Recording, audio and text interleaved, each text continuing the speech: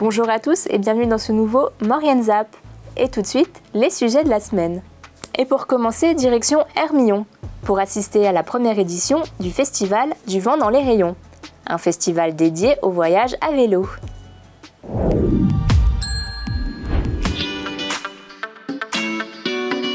C'est à Hermillon que la toute première édition du festival Du vent dans les rayons était organisée. Un festival dédié au voyage à vélo. Une journée bien remplie avec de nombreuses animations. Il y aura une quinzaine de voyageurs, donc des familles, des couples, des amis qui vont présenter leur voyage. Il y aura des ateliers, il y aura aussi des tables rondes, des espaces blabla. Il y aura des jeux concours, des concerts, donc un concert à midi, un gros concert ce soir qui vient à vélo, un groupe de 20 personnes qui se déplacent à vélo et qui arrivent pour jouer avec nous.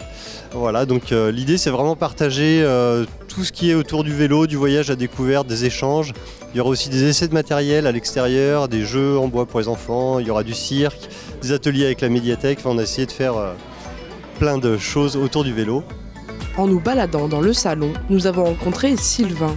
Revenu de voyage, il propose aujourd'hui un atelier de fabrication de croquis. L'objectif, créer un groupe de travail et fabriquer en 2 heures son propre carnet. J'ai décidé de partir en voyage et donc pour continuer la pratique du dessin, de la peinture, aquarelle, etc. J'ai décidé plutôt que d'acheter un carnet tout fait, de le fabriquer moi-même en fait pour que ce soit vraiment un projet personnel du début à la fin. Et donc voilà, j'ai cherché une façon de faire et j'ai trouvé une méthode plutôt personnelle. J'ai regardé un peu comment les autres faisaient, mais j'ai surtout cherché ma propre méthode. Et le carnet, il date de 2008 et il tient toujours, donc la méthode a fait ses preuves. Un sourire malicieux nous attire au stand de Martine. Pour ses 70 ans, elle s'est lancée dans un tour de France. J'ai roulé 70 jours, 70 étapes et j'ai récolté 36 000 € pour des enfants en situation de handicap. Une belle initiative qui a fait rêver les enfants qui la suivaient. Et les enfants m'appelaient sur la journée de repos et moi je me suis rendu compte des progrès qu'ils faisaient entre la première fois où on m'appelait et la dernière. Et ça c'est quelque chose qui m'a énormément touchée. Une force de la nature qui s'est relevée de graves maladies grâce à ses objectifs. Ah, le sport c'est la vie et moi je vais vous dire, le vélo c'est ma béquille pour la vie. Vous voyez, je le dis parce que ça va être important. Voilà, depuis 2020, j'ai eu beaucoup de soucis de santé. En fait, je me raccroche à ça parce que je ne ferai plus jamais ce que j'ai fait jusqu'à aujourd'hui, mais je vais faire différemment. C'est-à-dire qu'au lieu de partir depuis chez moi et de faire 10, 15, 20 étapes, je serai ce qu'on appelle en étoile. Je partirai d'un lieu et j'irai et le soir je viendrai redormir au même endroit. De belles rencontres et de beaux moments de partage permis par une douzaine de familles qui ont créé récemment l'association. L'idée est de familiariser le voyage à vélo et de le rendre accessible.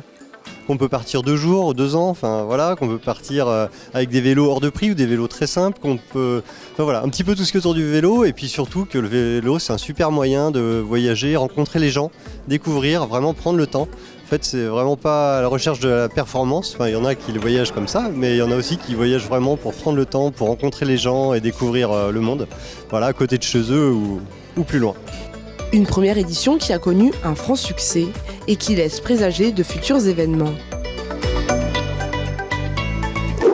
Comment conserver la neige de nos montagnes au frais pendant l'été ? C'est la question que se pose un bon nombre de stations de ski. Le snow farming, une technique de conservation de la neige, est à l'honneur cette semaine à Bessan.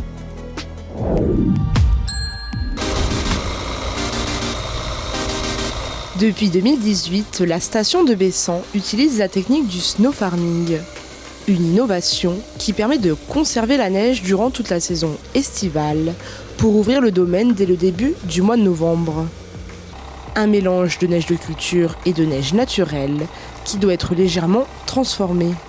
La neige à canon à neige, en fait, à enneigeur, elle fait des petites billes du coup de glace, ce qui fait de la neige beaucoup plus compacte et qui se conserve beaucoup mieux. La neige naturelle, elle va être en forme de flocons, avec de l'air. Et du coup, en fait, le but, c'est que les machines, les engins de damage vont la travailler pour pouvoir retrouver la structure de petites billes, parce que plus la neige sera compacte et mieux elle va se conserver. Donc on a bien fait un gros travail en amont pour la neige naturelle, puisque du coup on s'est pris beaucoup de neige naturelle, donc il y en a beaucoup sur le tas. Et donc il a fallu que les dameuses passent, chenillent, et du coup pour modifier la structure de la neige pour qu'elle soit bien compacte. Cette neige est ensuite conservée sous 40 cm de sciure.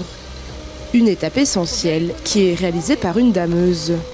Nicolas doit étaler de manière uniforme cette sciure sur l'ensemble du dôme. Un travail technique et précis qui demande une grande concentration. Une matière bien différente de la neige. Parce que ça fait pas un rouleau, c'est quand même un petit peu plus dur à la conserver dans la lame, quoi. À bien répartir, à toujours avoir un peu de sciure dans la lame pour boucher les trous.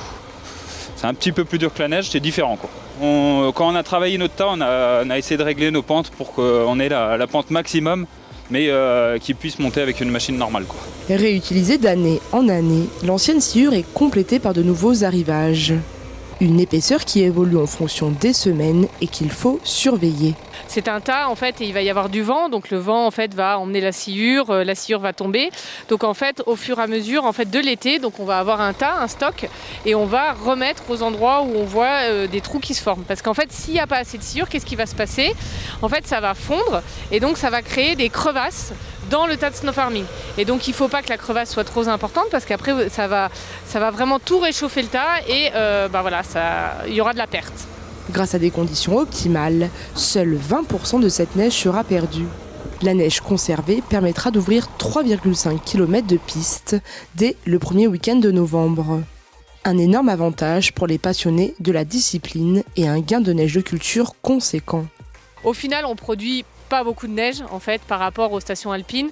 Là en fait on a produit 17 000 m3 de neige, ce qui n'est pas énorme par rapport à des stations alpines qui peuvent en faire 350 000 ou 500 000.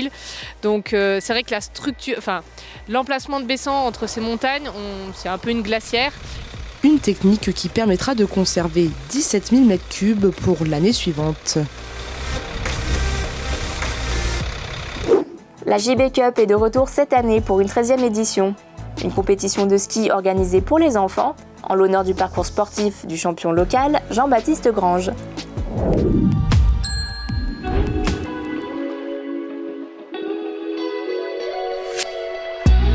En route pour Valloire, pour assister à la 13e édition de la JB Cup. Une course organisée pour les enfants, en l'honneur de la carrière sportive du champion originaire de Valloire, Jean-Baptiste Grange.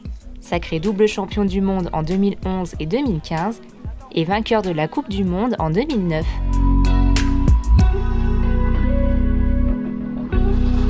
Plus de 600 enfants dévalent les pentes du massif de la Cétase, à l'endroit exact où Jean-Baptiste s'entraînait lui-même étant enfant. Le héros local a connu sa première victoire sur une épreuve de super combiné. Et c'est sur cette même épreuve que les compétiteurs s'affrontent aujourd'hui. Une manche de slalom et une manche de super G pour les enfants âgés de 9 à 12 ans et 2 manches de géant pour les 7-8 ans.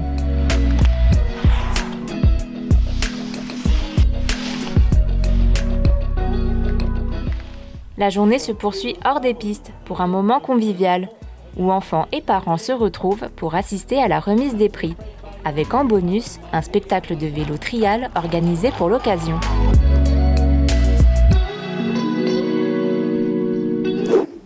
Voilà, le Maurienne Zap c'est déjà terminé.